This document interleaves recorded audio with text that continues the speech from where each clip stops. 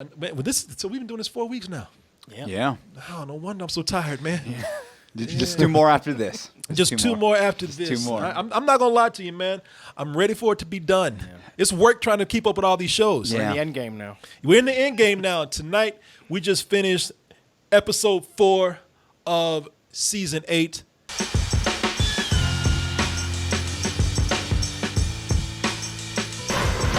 We have won the Great War. Now we will win the last war. I just want to say that since you enjoy what we do, please support us. Go to doubletoasted.com and subscribe, or if you can, even donate. Keep these live streams going for people out there. That's how we get by, mainly with your support. And we're very lucky to have our own platform where we can do whatever we want to do and say we want to say. Go to dtmerch.com, get yourself a shirt. On Monday morning when you're talking to Game of Thrones, when you get that coffee, put it in that coffee cup right there. And also we have the phone covers and the gift certificates and many more things. Happy to say that the show is going well, or at least the planning for it, for Toronto, May 25th. Please join us there. Just for a quick recap, so that we can get your opinion going, so it's relevant to what we're going in right here. Can we hear what you thought about last week? Yeah, well, I mean, I don't want to repeat what people already said. Last week had some problems. I mean, was it a cool spectacle? Sure. Like, that's not really been the problem with Game of Thrones for a couple of years now. Mm-hmm. Just for me, it felt like they kind of betrayed a lot of narrative threads that they had been building towards for years. They didn't nail character moments the way they should have. And, the whole Last Jedi Aria killing Night King thing was a little weak. But what are you going to do, man? Whatever. Like, I'm going to be honest. This is the last thing I'll say about it. Last week was the episode where I learned to stop worrying and love the bomb. You know what I mean? Like, at this point, it's just a soap opera. And let me just try to sit back and enjoy the ride. I can, I can definitely even feel like, well, I used to just say, Jesus, you guys who read these books, you nerds who read these books, you're assholes, man. Lighten up, enjoy it. But now I even felt like this is about spectacle, and still that's okay with me. I do think it was only disappointing in that this episode also suffered from much hype, much build up, of course, and I can say for, the final verdict is, did it deliver on the hype? Not at all. I believe with episode 4, now for better or for worse, I believe that episode 4 was getting back into what a lot of people think is classic Game of Thrones. When I say for better or for worse, some people are saying, okay, yeah, for better, they are going back into the politics that everybody loved. The politics that got people to watching Game of Thrones in the first place, saying, damn, medieval shit can do this. It's not just dragons and fair maidens and knights and all kind of fantasy stuff. I think that for people who, for worse, there are people who said, okay, yeah, now they're getting back into politics, but it's just a shadow of what the Game of Thrones was when they were actually taking the source from the books and the politics felt genuine. So I just say it for me, and I'll pass this around. I do think that it, going back, is it as tight or or intricate into a way where it feels like they do have, that's the thing about Game of Thrones. It was so complicated, but yet it felt like I get it and I can see where it's going. Mm-hmm. This episode felt like it was Return to Game of Thrones, but probably more like. Not like it was before. This definitely feels like a TV show now, like we said last week. With that being the case, still enjoyed it, man. Yeah. I still enjoyed that, listen, there were some very intense moments that we got from this. And they weren't from battles. No. They weren't from people, fighting each other. They were from people, going back again to being very cutthroat, being very, I guess,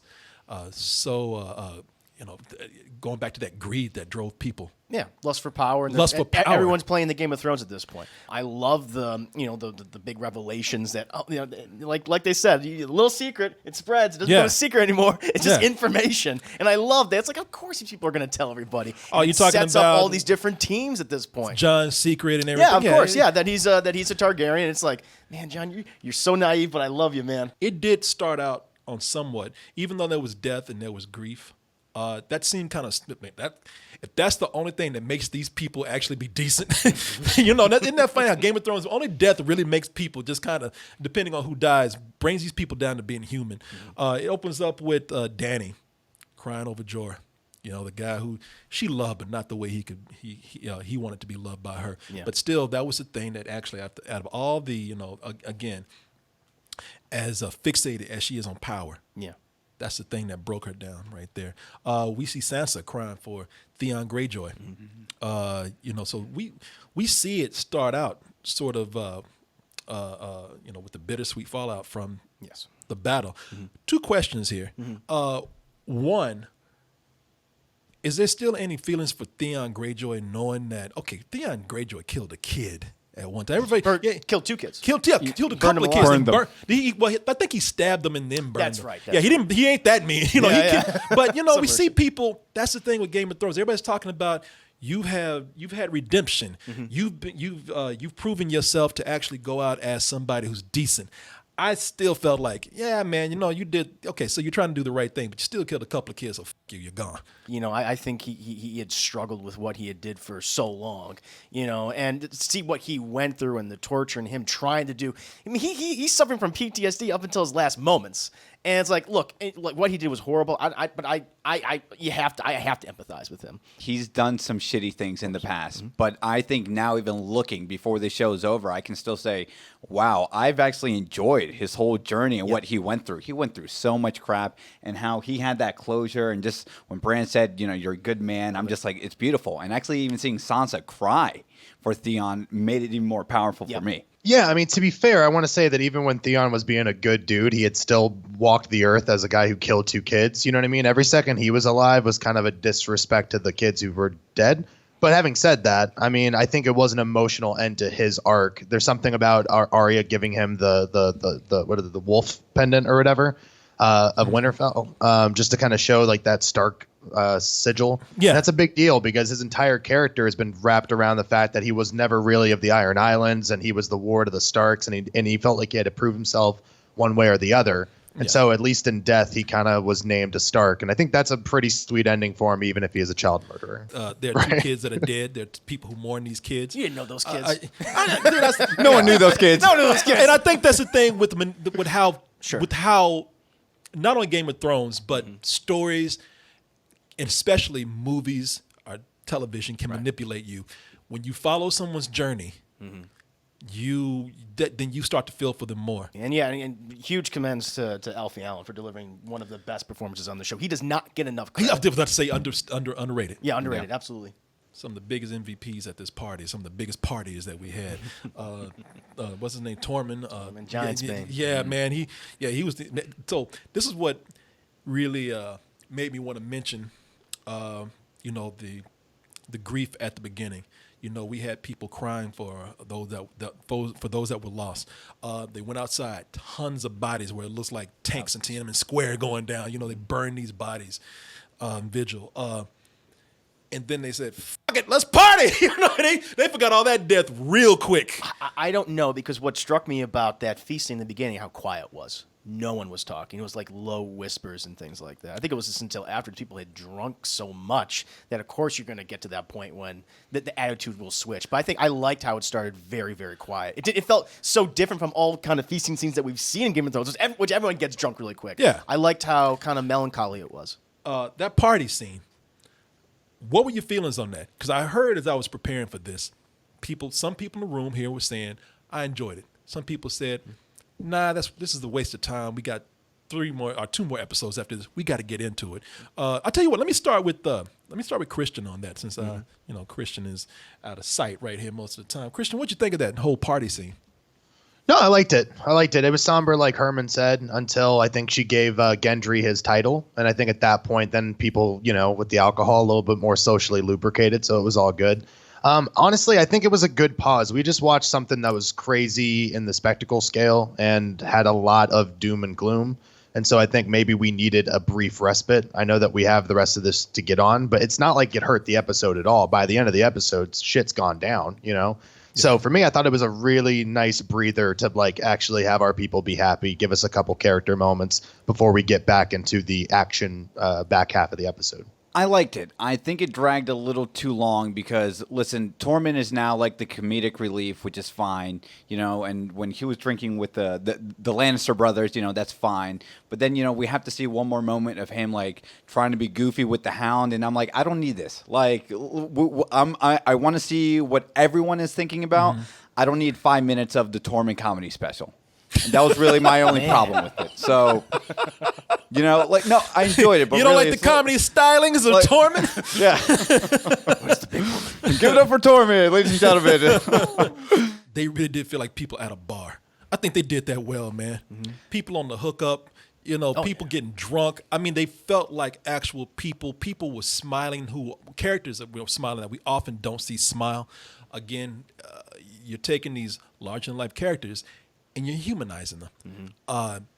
That was fine. I actually, because I maybe I drank too much. I don't know. But I felt these characters felt real to me. Yeah. Well, I will say that even though I think it may have dragged a bit too long, there is those moments where it's like, you need a drink. We just survived this army of the dead. Yeah. Who is not drinking and who aren't going to pull some orgies after that, right? Yeah, And do all the cocaine in the world. Yeah, man. They're going to live it up, celebrate. Yeah. And it's crazy how that scene was lit more than that whole battle last episode. When it's supposed to be low key and everything. There were other moments where these characters, Gendry being who was being anointed as Lord of Lord of Storm's End. Yeah. Ain't that some shit, man? You just got appointed with all this power and still got your ass shot down. Aria was just, and I saw this kind of coming. Sure. I thought that was really kind of funny, man. That you got this guy who a lot of girls would want to be with. He goes with the tomboy and goes for the tomboy, and she shoots him down completely. Something that I saw coming. There's no way Aria would just be settled down with this guy. You can be a lady. We'll rule together. We'll rule together. And she's like, no, you'll rule. I'm going on adventures. Yeah. No, it shows like how divergent their paths were. Well, you think back to season 3 when she says to him, like, I could be your family. That's like his mindset still with Aria, and I really like that. Yeah. It shows how different she is. And even though we saw it coming, it felt natural for these two characters. That interaction felt real, like you said. Yeah. It had to be had at that point. Yeah, no, I really liked it. I mean, because it harkened back to the first season with Ned having that whole conversation with Arya, right? Where he's like, you'll marry a lord and you'll be a lady and all that. And she's like, that's not me. And I know that's kind of what they've been doing this whole season is just doing callbacks to previous dialogue. But this one actually felt earned, and really glad they didn't do this because at this point, like, we can't be that ahead of every twist that's going to happen. Just like we want this to still be a little bit suspenseful. And I thought this was like a really good way to stay true to that character. And really heartbreaking for Gendry right here. Gendry gets down on one knee and proposes and says how he professes his love for her. Yeah. And she's like, I got a man. She went back to the Hound. Now, of course, this isn't a sexual relationship, but I think they begin to realize just how more alike they are. Just how much alike they are just now. And it was kind of, it sounds crazy, but it's good to see, the Aria and Hound Road show again. These two, in a way, I think she has respect for saying, you're a vile person. You've done a lot of things that I hate. But this series right now is coming back to the same theme of, but I would not be who I am if it weren't for those things. He is that catalyst for her. And and she's beginning to realize, like, wow, as much as I hate you, I really in ways am you. You're right. The vintage Arya and Hound stuff. When I saw them both on the horse together, I'm like, yes, one more time just for me. I love it. I love it. They're getting the tour back on. Coming to a city near you. Hound and Arya. My question is this. Do you think they're going to try to pull the trigger with Arya going to King's Landing to try to kill Cersei? Like, do you think they're really going to let her kill two of the big bads? That's a great question considering what she had done before. And look, I'm going to just say it right now. They're not going to do that. Maybe she will attempt, but there's not going to be, first of all, I don't even know how she'll get close. I think it's kind of obvious how she's going to get close. Yeah. She'll do the same thing she did with Walder Frey. Yeah. Jamie will die somehow. She will be in disguise. She'll pretend to be Jamie, and it'll be at that moment when she kills Cersei. I think that's what's going to happen. Because it's like Melisandre said, you're going to close Brown Eyes, Walder Frey, Blue Eyes, Night King, Green Eyes, Cersei. I just don't see them having her kill. That is too much. Having her kill the Sure. two biggest, baddest villains in the show. Let me ask you this. Yeah. Okay, so you're predicting this. You're not even saying it with any kind of grimace on your face. Would you really be satisfied if they did that? No, because for me, well, I mean, I can go back. In regards to Arya, or excuse me, in regards to Cersei dying, it should be Jaime. I feel like that would be it would make sense. It rhymes. He kills the Mad King. He kills the Mad Queen in this thing. It's like I loved you, but I see the evil that you are. This is history repeating itself. But I'm not gonna let you destroy this city. I think Jaime and Cersei both have to go out together at the same time. It would be too much, and it would be horrible writing where, like, listen, the Night King was kind of left field. If you took out two of the biggest threats in this show, like, this isn't the Game of Thrones. This was about the little story, the story about a woman who became an assassin, and that's not the show I wanted. All of a sudden, it's like Hannah. I get you. Yeah, yeah. I'm just like, no, Yeah. it would be too much. It would be not earned, although, Arya said, well, I got one more person on my list or something like that. And that scares me. And Dan and Dave, please don't do that. Arya can try to kill Cersei, and Right. she will die in the process. Exactly. That would be really interesting. And they're gonna take her little ass out, and that'll be another one where people don't see it coming. I hear you commenting on this, Christian. What are your thoughts? No, I mean, because you stole it. You got me right before I was going to jump in. Yeah, I think there's a real chance that they might lull us into that false sense of security, right? Like, we already saw her take out the Night King, so why shouldn't she, in theory, be able to take out Cersei, someone that, as Herman said, she actually has a real emotional connection for having, see her get murdered. You know what I mean? Yeah. So it's really interesting to me that they could do that, and maybe she gets close, and then Cersei ends up getting the upper hand, takes out Arya. And one, that would destroy us, because that's what I was hoping for last week. I didn't get to mention that, but when the Night King had her, I'm like, break her neck, just because I wanted everyone to cry. You know what I'm saying?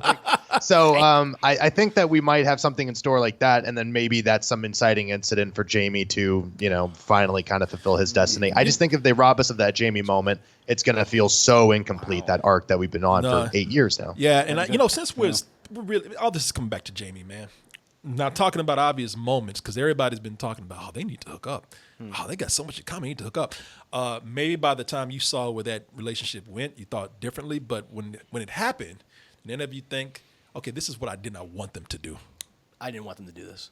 What felt so great about the from episode 2 was that mutual respect. They had a love for each other, right? But it was that mutual respect. Like, Jaime's saying, like, I'm going to knight you because you are the best of us. You're representative of your knightly vows, right? Chivalry, and that felt natural. Whereas this is like this. Now this felt like fan service to me. Yes, it's like we're just doing this for the fans because they want them to hook up ever since season 2 because they have that that back and forth. It with felt each other. like what it felt like. It felt like fan fiction. It did. Oh my God! Yeah, you're absolutely right, and it kind of takes away from that respect that he had for her in episode 2 of this season. Well, especially since, and I said this already, these two already had a love scene that made sense for them. When he knighted her, yes, that was the love scene. That was it. Right. I think this was just a very convenient setup for us to now be a little heartbroken that Jaime ends up choosing Cersei towards the end versus Brienne. Yeah. She's a great ugly crier, though.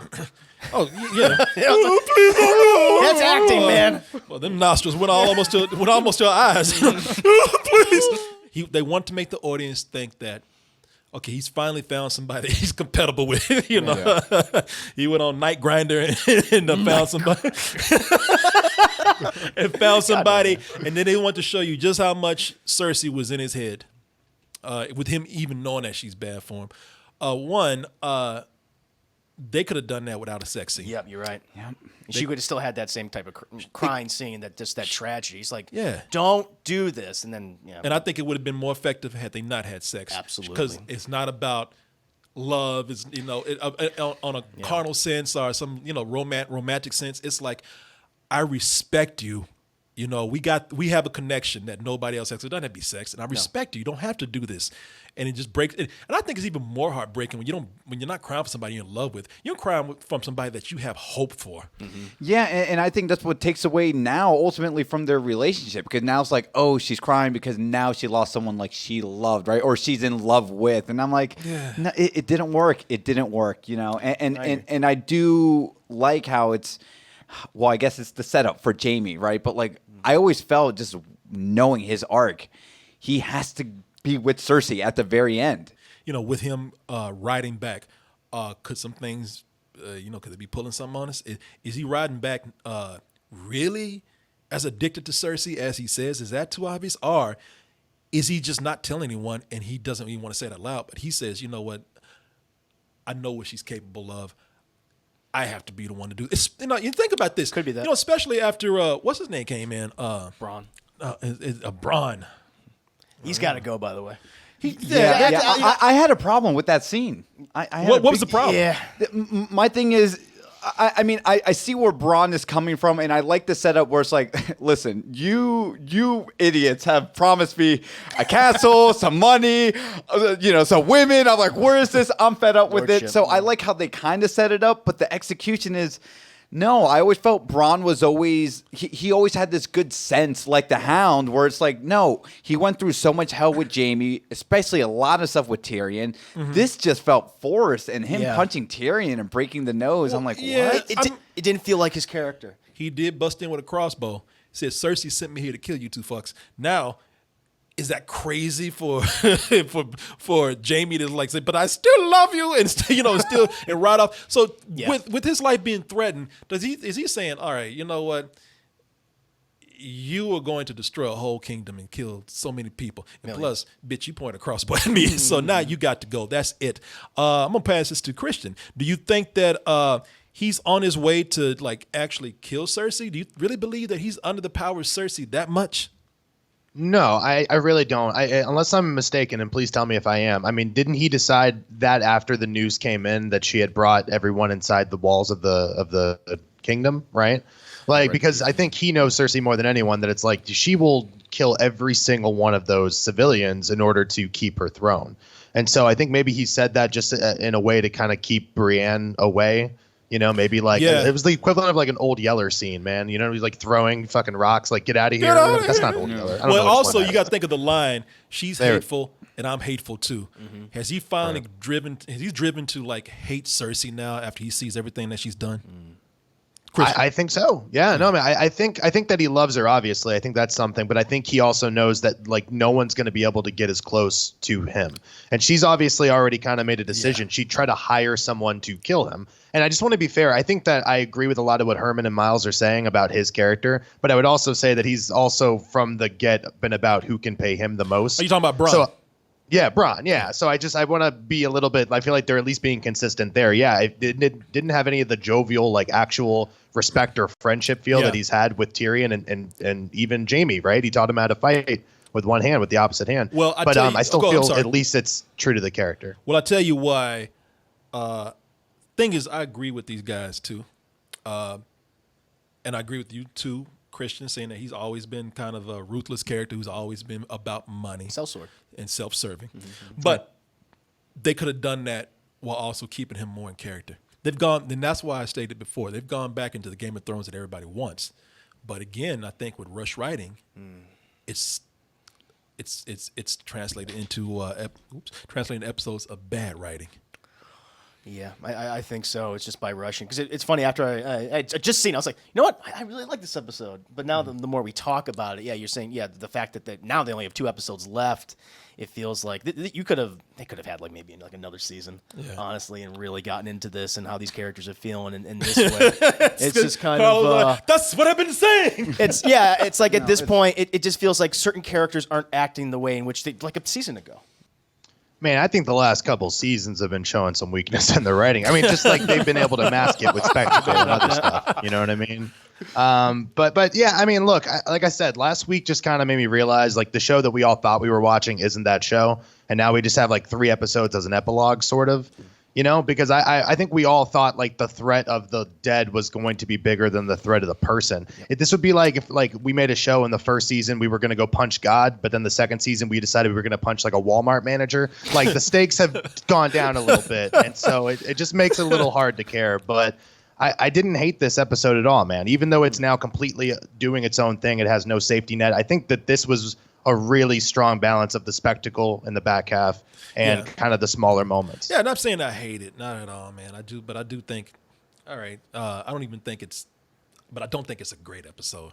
No. I think it's probably what we shouldn't be associating with something, a show of this magnitude. Right. Where it's now in its not only last season, now we're down to the last 2 episodes. Mm-hmm.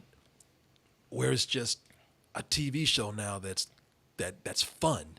Much as we've discussed and we've critiqued this episode, I still enjoyed it. There were a lot of fun elements, a lot of all the politicking that was involved. That was really enjoyable. Everything with Daenerys and Jon, how they seem to be setting that up. It's like, okay, now we know what kind of I think the big threats are going to be at the end now. Well, speaking of, I'm sorry. Go ahead. No, but those are the elements I really love, because like, okay, it's not going to be cut and dry. Jon and Dany are going to go off and rule the kingdoms. It's like, I don't think that's what it's going to be. Well, I'm glad you said that, because Yeah. that brings me to something I want to talk about with theories that have been happening. Yeah. Now, I never thought that it would be, not for this show, it would ever be possible for Jon and Dany to go off and to a happy fairy tale ending. Right. Because a lot of people have predicted, and I had to agree with them with some of these theories, that Dany is so consumed with power that she is becoming a villain for some people. Now, some people are saying that they kind of get her, especially after seeing what Cersei did in front of her eyes. For one, killing one of her babies, her dragon, and then her best friend. Well, I can't even say this chick's name. Missandei. Killing Missandei, beheading her, letting her body just drop. You see that head bounce a little bit? Yeah, it did. You know it thudded. Yeah. It's like, oh, I thought it was going to crack like a cantaloupe when it got down. It makes sense, yeah. But is it justified to kill thousands of people, including children, just because they killed your pet and your friend? To her it is. But is that right to you? I think that's the point. Like, I love the discussions that Varys and Tyrion had, and how Tyrion, I love what Varys is like saying, like, look, like, I told you, like, I'm always going to be for the realm at this point. And, I'm going to betray who I think is not good for this place. And Tyrion is like, look at me, but Tyrion's like, well, but I believe in her. But you see the look on his face. And by the way, Peter Dinklage gives a masterful performance throughout this entire episode. You see in his eyes, he's like, I know she's not the right person. And I know that Jon is a much better option. Yeah. But he's still trying to convince himself, because she did so much for him. He found a person for the first time that Tyrion's whole arc is like, I just want to be loved. And he finally got that vindication by, I entrust all my decisions to you, like the major ones. It's not even love, it's respect. That's what I mean. That kind of, but I mean, taken seriously. Yeah, that kind of love. And this is the Game of Thrones I love, Yes. because he's so conflicted. And that's This is where it is true Game of Thrones. Yes, and that's where it hurts him so much, because Varys is right. Oh, yeah. and I love Varys. and Tyrion knows he's right. And convincing himself, he's like, no, this is the one person who actually believes me, and I don't know what to do. No, I love the way Varys is looking at people like, oh, you motherfuckers are crazy. Come on. There's nobody seeing my point. Get with the program with me. Yeah. But again, these are like the debates I love to have amongst, just every fan, because you can't be angry at Dany, right? Like where her mindset is at, and just her losing one of her second children, and now like her best advisor, her best friend, it's like, oh yeah, she's pissed. It's kind of like a Joker thing, right? All it takes is one bad day, and she's already flipped that switch. Like, she knows what she wants to do next episode. Yeah, I'm gonna pull this over to Christian, but I gotta tell you, man, this is the thing with Game of Thrones, where somebody's got to draw a line somewhere, and it's like, no, man, fuck that bitch. She's about to like kill innocents, thousands of innocents, because she's mad. Yep. She is become. Now, look, I'm not trying to subscribe to these theories without knowing anything, but that is a villainous thing to do. I'm doing this out of power. Because that's what she was doing before even this happened. Revenge. That's what it is. It started as power. I'm going to go over there, and if I have to burn this kingdom to like get that throne, I will. Then it came down to, okay, you killed my friend, and then you got my dragon. You don't get dragons easy. And I really think that, like you said, you can understand. I don't. I do not. I agree with Varys 100%, where he says, that somebody like that is not a good ruler. You see Jon, who's trying to be diplomatic for everything. Somebody who doesn't even want it, which is our irony of all these things, right? The best leaders never want it. But how can you, no matter how nice she's been to you, how can you sit back and condone the killing of thousands of innocents? Yeah, no, I mean, it's vintage Game of Thrones in that scene, which I think is wonderful. I think the problem I have with it is that Tyrion, who was like one of the best players in that Game of Thrones, right, is so relegated to not being effective. That's like the one thing that made me kind of miss it. I like that the show is honestly trying to examine the Dany thing, though, right? Because I've been saying for a couple weeks, Miles, please back me up. Like, why do we think that like she's qualified to lead? Like she's not a great strategist. She constantly ignores the advice of her advisors. Like, I'm glad that they're trying to examine that in a real way. I think it's also amazing that with 2 episodes to go, and maybe that's out of necessity, that they're not even talking about like, well, what's going to happen to Dany? Oh, it's cool. She'll go down to her vacation home in Dorne. She can live happily ever after. They're straight up conspiring to kill. So, I mean, I think that that's like a pretty great advancement in the plot. I'm so positive Herman is right, though, just because of the Melisandre prediction and stuff like that. And I think that even though Varys is right, he's one of the most consistent characters. He doesn't really care who's leading as long as the realm is okay. He's not long for this world, because as soon as Dany hears any kind of dissent in the air, man, the one remaining dragon's coming out. Yeah. It has to obviously be the big twist, right? That she is the Mad Queen, right? Just like her father, right? Yeah. Because I mean, it's almost too easy to make Cersei just the big bad. Like, I think Cersei will go out, but Dany will be the true villain at the end of the day, right? The final boss, so to speak. And that's what's going to make everyone feel very conflicted, because we've seen this journey with Dany. I think that's what makes great. it even more tragic. Give me that vintage Game of Thrones. That's been a theory for a long time. Yeah. For for this season coming up, it's been like a year. So people predicting what's going to happen with this, and they have said she will be a villain. Yeah. John is I just want to drink and hang out with my boys, and he's got his Dany on one side telling him like, look, right down to begging him. I think this means more to her than him. Oh yeah. This whole throne thing. Just give me this and we'll be cool. And then of course Sansa and Arya, family, they're like saying, hey, look, we don't trust her. Which I was really getting tired of Sansa and Arya not getting along with her, but I see their point now. She cannot, when they say, look, it's it's just not about family. We don't trust her. She's kind of going off a little bit. She's consumed with this. Yeah. With Jon Snow, do you think Jon Snow, who has died once and who has all this weight on him, do you think that perhaps maybe just to make things a little easier, maybe he'll take himself out? Maybe he could possibly kill himself? I mean, the fact that you already brought him back from death. You killed him once. To kill him twice, that just feels like... Well, no, it's kind of unsatisfying. To kill him once and let him be gone for good. Right.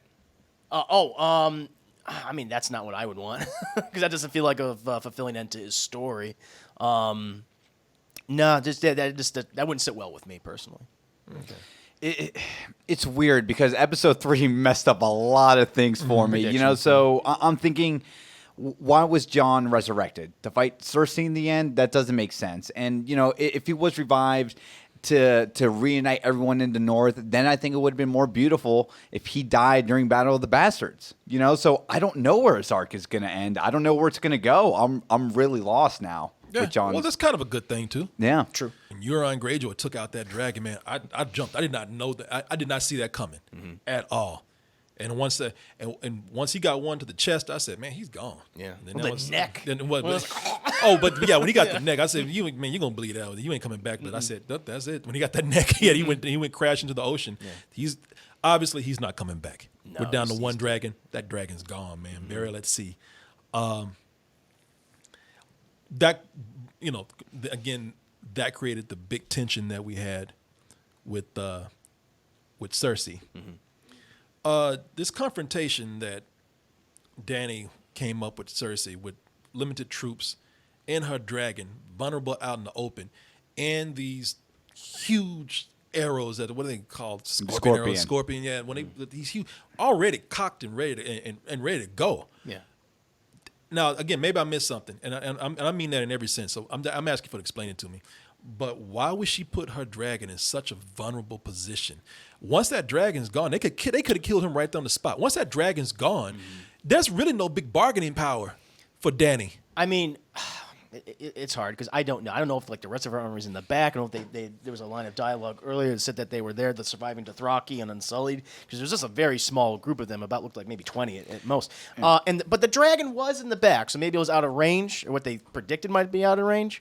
You see how far they shot one out the sky? I know. You see how far it was from that? It was wall? It was pretty. It was damn far. in range, man. I know. I don't know. That's why, again, episode 3 did a lot of things for me to just kind of roll my eyes. I'm like, let's just see this play out anyway, because because this is what we want. But you're right. Even when they said earlier in the episode, yeah, we got like half the Unsullied, we got some Dothraki, and I'm like, I thought we saw all of the Dothraki die in one setting. Some of them ran back. Yeah, some of them ran back. I don't know. I mean, Ghost made it out alive. Those 10 guys. He came back with that wolf.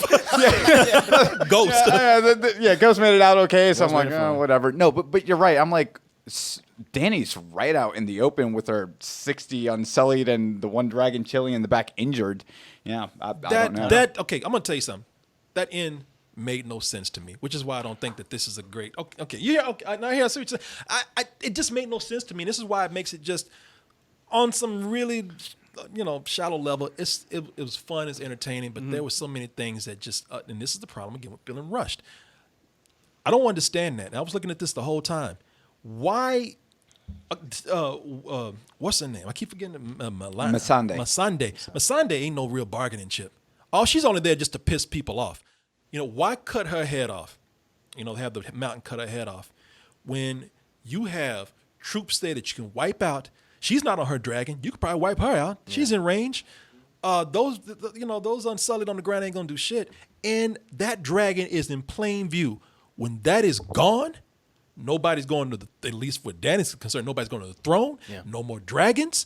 These Unsullied. It didn't make sense to me. I just don't, and I don't think they thought that out either. No, when you lay it out that way, I have no idea. I thought she was going to shoot his ass down. That would have been shocking. Shoot him with like one of those big scorpion bolts or something. Yeah. That just blew his ass up and just evaporated it. Yeah, because little arms would have been flying everywhere. We laugh now, but it would have been shocking because at the end of the day, we don't care about Missandei. We don't. It's effective for Dany and her character, but we don't care. At least I can only speak for myself. She's whatever. Yeah, I have to say that too. I mean, I felt bad just for from a human, of course. Yeah. But I mean, and Christian, I didn't mean to leave you over there, man. I'm so far down to some screens here. We're talking about this scene here. What did you feel about that? Yeah, I think you kind of nailed it where it's like I like Missandei, but she's not anyone important to the War Council. That was her former translator. You know what I'm saying? I think it was more of a sentimental thing. Mm-hmm. The scene actually really works for Grey Worm's reaction more than Dany's, even though Dany just looks like she's really upset at the very end. It's obviously more impactful for Grey Worm, and I did kind of like that. But again, I was hoping for this show where it's like, man, if this was the old show, Tyrion takes a Wile E. Coyote fucking arrow, right? Like that's the only thing that would have happened. That would have been so shocking and so like, man, this show isn't fucking around and it has 2 episodes left. So that's the only thing. I mean, Missandei's is great. It's kind of sad, and the scene worked for Grey Worm, but it doesn't feel like it means anything other than some weird flex, like Miles said. They've sort of patented this almost. That Cersei's smile. She was crying when you thought she was about to be appealed to. When she shows those 2 front teeth, it's gone, man. Right. Yeah, that's sneer. I can't even do it. She's so good. Yeah, like that. But you know what? That's why I and again I said it earlier. I really love Tyrion just always trying to get through to Cersei because he does, and she doesn't want to admit it. But she's just so narrow-minded in this goal of like, no, I finally got what I want, and I'm gonna stay here, and no one can take that from me, even if you do make sense. I don't know. She's one of the best actresses on the show, one of the best actors, period. And it's like when you don't have her there, you can feel the absence. And so even though she was there briefly, I mean, I can't tell you how much of a welcome return it was for me. Yeah. It's something about, I know everybody's talking about how big and bad the Night King is. It's something about the Night King where he's just like, I'm just doing what I do. I'm just cold-hearted, man. I don't really feel anything. I'm just kind of moved by, I'm moved by instinct. It's just something scary about somebody where you can just see the hatred in their face. True. She's got that down, man. I think we've covered some big points in here. I know a lot of people are saying, man, I want to see Grey Worm go against the Mountain. If he does, he'll die. This ain't no Michael Bay film, all right? No. To avenge his love. That ain't happening, all right? Tell you that right now. That'd almost be like a Viper Mountain 2.0 in a weird way if you think about it, just in terms of the fighting style, right? Like the skinny and the big. Oh, he'll catch his little ass and just crush his head like he did. It was some heartfelt goodbyes that did not involve death. Tormund, of course, is leaving. Yeah. He's taking old Ghost with him, where he belongs. Where you said you were betting on him being dead last week. So people said, man, he was in the previews. Yeah. That's some bullshit. You know what? I in a way I can see it. In a way I can see it being bullshit. In another way I see it like, all right, you know what? I can see him coming back. Like he came to terms with like Brienne didn't love him. He's like, and we see him cry for the first time. Yeah, he cries and he just go. You know, but he understands like, okay, that's who she loves, and I like that. And so if Ghost, seeing Ghost go with him, that feels right. Yeah, it did. How you feel about these goodbyes that we had here? Not only with Tormund, we can talk about all these guys, but also with Sam. Yeah, and I was just about to say that. Listen, both of them had ridiculous plot armor last week. Yeah. I think they should have died. It would have been much more effective to me, I think, if they both died, right? To see, Jon's friends, good friends, die in the heat of battle for this main pay-per-view fight versus the living versus dead. Yeah. We didn't get that, but you're right. Now to see Tormund, just go away with Ghost, I'm okay with it. Sam going away, you know what? If anyone's going to have a happy ending, give it to Sam. He went through so much hell from the beginning of this show to where he is now. I'm okay with it. Okay. It's fine. Christian, what do you feel about these goodbyes that we had here that were not so violent? Not so shocking. They're mostly good. I mean, the Ghost one is a little interesting to me just because, Martin's always kind of worn on his sleeve his influences from Tolkien. And I think at the end of Lord of the Rings, unless I'm mistaken, like magic is pretty much gone, right? It's the passing of that era. Correct. And just watching these last couple episodes, it's made me think that, right? Because dragons are dropping off, and then now the Night King and all the whites are dead, and Ghost is just another product of like this weird magical stuff that exists in the real world, and now he's beyond the wall. So it kind of feels like all the magical elements of the show are slowly being parsed out. Which, if that's true, if he's really trying to follow in that footstep, like that means Bran probably isn't long for this world either, even though he seems safe. Yeah. So I'm just curious to see how they all play this out. I mean, Tormund, he's a fan favorite, but I think he deserves the happiness beyond the wall for sure. I have a prediction for Bran. He's going to go to the same spot that the original Three-Eyed Raven. He'll go beyond the wall again. He'll be there because I'm not Lord of Winterfell. I'm not anything. I really want anything. They're gonna take him up there, and he'll be there. I don't know. Me personally, I just feel really disappointed with the show. I know you guys are calling it entertaining, but I can say the same thing about Michael Bay movie and stuff like Dany. It's really disappointing because last 2 seasons they've been writing her. I understand they want to make her the bad guy, and that makes sense right now. But if you look at the arc and all the decisions that Dany's and his crew and her crew has made, it's been every single bad decision. And at any point, they haven't really reflected on that. It feels convenient and it feels rushed. A lot of this, I would think it would make total sense if we had a little more time. Like, there's no reason if HBO is developing spin-off, like everybody's reporting since today, there's at least 3 spin-offs in the work. Why didn't we get a full season? And think about this. A lot of troubles, a lot of the issues that we have here will be solved if we had more time. We're disappointed by Game of Thrones standards. And I might give it one more episode before I start really just trying to even make this argument. But and it might be because of budget, but for a lot of it, it's still better than a lot of television I think that we see. Oh yeah, it's out there. I mean, that's not even a debate. Yeah. There's no debate, right? By Game of Thrones standards, it may be disappointing, but it's still a lot better, ambitious than a lot of stuff we still see. It's still quality television. Yeah, I mean, Carlos, buy the ticket, take the ride. I mean, it's over. Like you have to just admit that the show that you wanted this to be isn't what it is anymore. Now we have 2 episodes left, and I think at the very least it can be entertaining and engaging. I do take umbrage with the Michael Bay comparison because I think Game of Thrones on its worst day is still not in that territory of like soulless visuals that don't really amount to anything. Oh, I can debate that. But I mean, that's me, man. I'm not trying to hate on you. I'm just saying that I think like even at its worst, like I've been so critical of this season and I would still never call it that bad a quality. I just think that we're all disappointed. And as Corey said, like there was a standard that was set, but that standard was clearly set when they had a roadmap, when they had a solid foundation. I mean, there's maybe more, but I think there's a strong 3 ways this is going to end.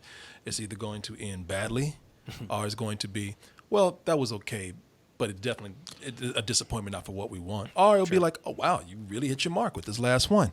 Whichever one of those are, this is done. Thanks for watching, everybody. You're always welcome here. But if you're coming back, you might as well hit that subscribe button. And if you really love what we do, check out our main site, doubletoasted.com. Over there, you'll find a long-form version of this video, unedited, uncensored, and also the live streams that we do almost every night of the week Support us at dtmerch.com, and remember to always stay toasty.